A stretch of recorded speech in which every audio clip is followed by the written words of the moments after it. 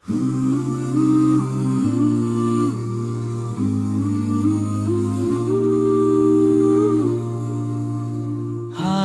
indah penuh cahaya,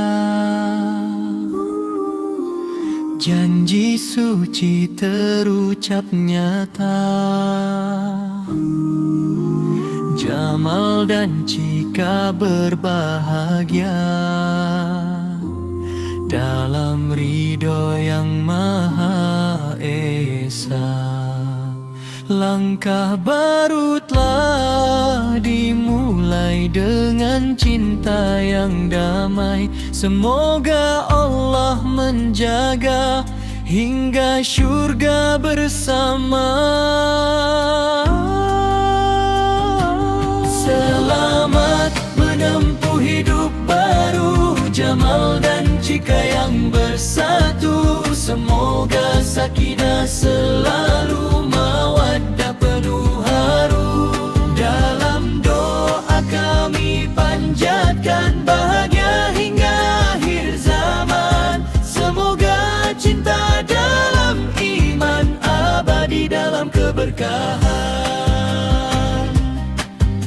Saat susah saling menguatkan, saat senang saling berbagi, menjadi keluarga teladan, penuh kasih setiap hari. Semoga hadir buah hati yang syali dan juga berarti, membawa cahaya ilahi dalam rumah yang diberkati. Selamat menempuh hidup baru, Jamal dan Cika yang bersatu. Semoga sakinah selalu, mawaddah penuh haru. Dalam doa kami panjatkan bahagia hingga akhir zaman. Semoga cinta dalam iman, abadi dalam keberkahan.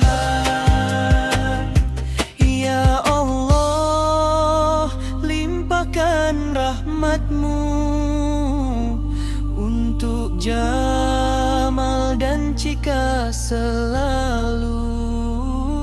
Satukan hati dalam ridha-Mu, menuju jannah bersama-Mu. Selamat menempuh hidup baru, Jamal dan Cika yang bersatu. Semoga sakinah selalu, mawaddah penuh haru. Dalam doa kami panjatkan bahagia hingga akhir zaman. Semoga cinta dalam iman, abadi dalam keberkahan.